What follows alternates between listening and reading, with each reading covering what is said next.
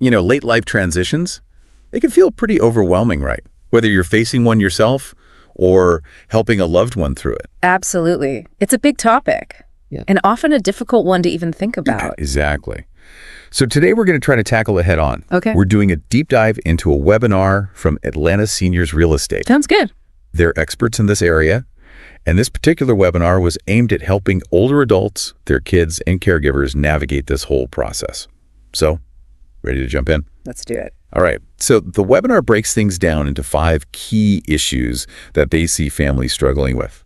And the very first one kind of hit me hard. Oh. It was something they called crisis occurs before the conversation, which basically means so often families put off these important discussions Right. until a health emergency pops up. Right. And suddenly they're making these huge decisions under pressure.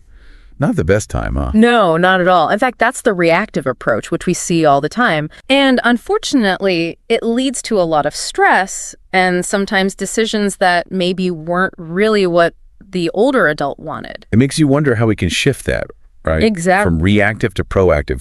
How do we start these conversations before a crisis hits? Well, the key is to start early. It doesn't have to be this big, formal, sit-down discussion. Just make it part of an ongoing dialogue. You could start by simply saying, hey, Mom, hey, Dad, I've been thinking about the future and just want to make sure we're all on the same page about things. Right, just ease into it. Exactly. And then gently bring up things like home modifications, what kind of support they might need down the line, and even their thoughts on senior living options. Because as much as possible, people want to stay in their own homes. Of course, that's natural. And that's actually the second point the webinar addressed, equipping the home for safety and aging in place. Okay, so let's talk about that. What are some of the ways people can make their homes work for them as they age? Well, there are the basics, of course, like grab bars in the bathroom. Right. Wider doorways for wheelchair access, maybe a ramp instead of stairs. Yeah. But it goes way beyond that now. Think about smart home technology. Oh, yeah, that's becoming so popular. Right. You can have sensors that'll alert you if your loved one hasn't moved around much during the day, which could mean they've fallen. Wow. Or voice-activated systems that remind them to take their medications. Or even connect them with family or emergency services if needed. It's amazing how much technology can help. It really is. It's all about helping people maintain their independence and stay safe at the same time. But of course, as we know, sometimes staying at home just isn't possible. Sure. So what happens when those conversations lead us to consider other living options? That brings us to the third point. Yeah. Understanding senior living. All right. And honestly, it's a whole world in itself.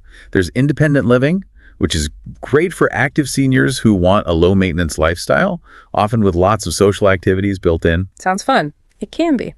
Then there's assisted living, which provides more help with daily tasks like dressing, bathing, that kind of thing. Right. Memory care is specifically for people with Alzheimer's or dementia. It offers a really structured environment and specialized programming. Okay. And then you have skilled nursing facilities. Those provide a higher level of medical care for people who need it.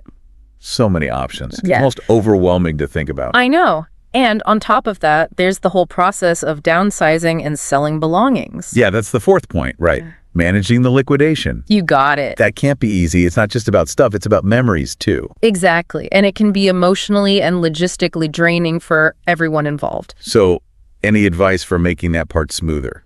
Well, first of all, start early. Okay. Don't wait till the last minute. Even small steps, gradually decluttering can make a huge difference. Makes sense. And don't be afraid to call in reinforcements. What do you mean? There are professional organizers who specialize in senior moves. They can help sort through everything, decide what to keep, donate, or sell. They can even handle estate sales if you need it. That's a great tip. And there are also auction services that can help with selling more valuable items. Well, nice. Less for the family to worry about. Exactly. Okay, so we've covered a lot. But there's one more key point the webinar emphasized, right? You're right. And it's an important one. Documentation. Ah, yes. Getting all the legal and financial things in order. Precisely. Making sure things like wills, powers of attorney, and healthcare directives are all up to date. Because unfortunately, those things often get overlooked. They do. And they're so important.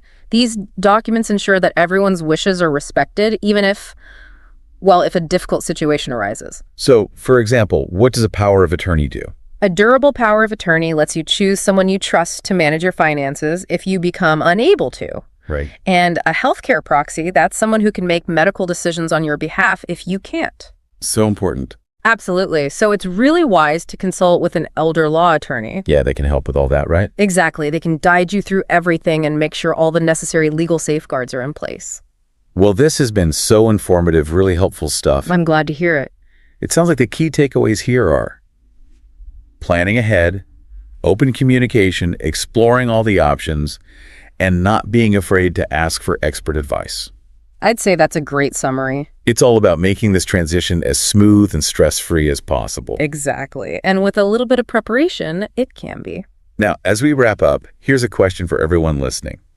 What steps can you take today to start planning for the future so you can have that peace of mind, both for yourself and for your loved ones? That's a great question to ponder. Well, thank you so much for joining us for this deep dive. We hope it's given you some valuable information and food for thought.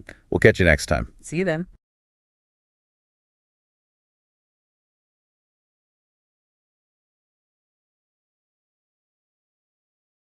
And that wraps up another insightful episode of Let's Talk Real Estate for Older Adults.